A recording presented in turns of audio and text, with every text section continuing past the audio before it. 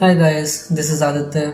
ठीक है, और ये है पार्ट 8 ट्रेट अप्रोचेस, जो कि चैप्टर 2 सेल्फ और पर्सनालिटी का 8वां पार्ट है। ठीक है, ऑब्वियसली 8वां पार्ट होगा व्हाट आई एम सेइंग। ठीक है, इसमें हमें देखना है, देखो जो आपके ट्रेट अप्रोचेस होते हैं ना, वो आपके पर्सनालिटी के बिल्डिंग ब्लॉक्स होते हैं। ठीक है, इनको हमें समझना है। मतलब ये थ्योरीज ये नहीं सोचती कि पर्सनालिटी बस एक चीज़ है जो सिचुएशन के हिसाब से बदल जाती है। ये कहती है कि हर इंसान के ना अंदर एक कुछ कह लो बेसिक, ठीक है, स्टेबल क्वालिटीज़ होती हैं जो उनकी पर्सनालिटीज़ को बनाती है। सोचो तुम एक बिल्डिंग देख रहे हो, ठीक है, उस बिल्डिंग के ऊपर का पेंट, डेकोरेशन, ये सब चेंज हो सकता है। ठीक है, बट जो ब्रिक्स है ना भाई, ब्रिक्स तो ब्रिक्स ही रहेंगी। वैसे ही तुम्हारे ट्रेड्स होते हैं जो ब्रिक्स की तरह आपकी पर्सनालिटी को शेप देते हैं। समझ आ गया? अब क्या सीन है, इस अप्रोच का इंटरेस्ट यही होता है कि हमारे डेली लाइफ के एक्सपीरियंस को बहुत क्लोज होता है ये। ठीक है, सोचो तुम्हारा एक दोस्त है जो कि बहुत ही ज़्यादा सोशिएबल है। ठीक है, तुम ऑटोमेटिकली अज्यूम कर लोगे कि ये बंदा फ्रेंडली भी होगा, कोऑपरेटिव भी होगा और दूसरों की हेल्प करना भी पसंद करेगा। ठीक है, मतलब एक ट्रेट भाई, एक ट्रेट है सोशियबिलिटी। इसके बेसिस पे तुमने और बिहेवियर्स इसके प्रेडिक्ट कर लिए। इसीलिए साइकोलॉजिस्ट ने सोचा कि भाई अच्छा, अगर हम ये बेसिक ट्रेट्स को आइडेंटिफाई कर पाए तो हम समझ सकते हैं कि इंसान आगे जाके प्रेडिक्शंस बना सकते हैं कि वो कैसा बिहेव करेगा।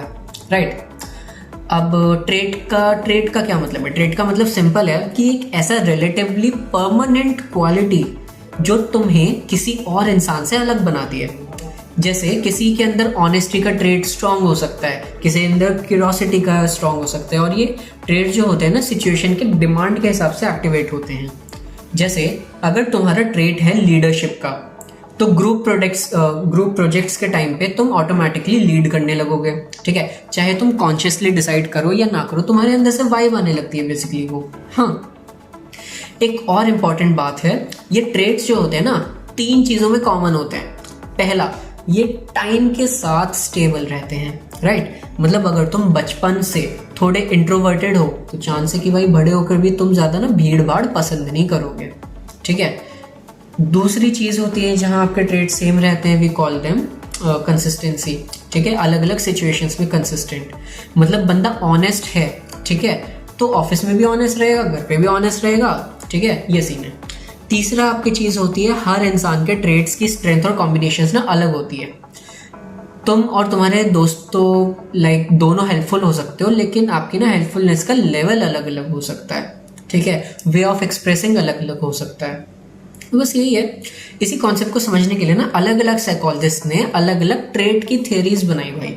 कुछ ने कहा कि बस एक ही कुछ ने कहा कि कुछ बेसिक ट्रेट्स ही होते हैं जो सब कुछ एक्सप्लेन कर देंगे। कुछ बोल रहे कि ट्रेट्स की लिस्ट बहुत लंबी है, अगर हम आगे चल के उन इंपॉर्टेंट ट्रेड थ्योरीज को डिटेल में समझेंगे। ठीक है, जैसे कि क्या नाम था तुम्हारा, ऑलपोर्ट था। ठीक है, कैटल का 16 पर्सनालिटी फैक्टर्स था, आइजेंक का मॉडल था। ये सारी थ्योरीज आपको समझने में हेल्प करेगी कि आप अपनी पर्सनालिटी को ना मैप कैसे करते हो और प्रेडिक्ट कर सकते हैं कि कोई इंसान अलग अलग सिचुएशंस में कैसे रिएक्ट करेगा। That was the start of trait approaches part 8। ठीक है, अब I will see in the 9th part जिसमें हम डिस्कस करेंगे इनको एक एक करके डेप्थ में। लाइक कर देना यार, सब्सक्राइब कर देना। I will see in the next one. This was Aditya. I take your leave. Bye.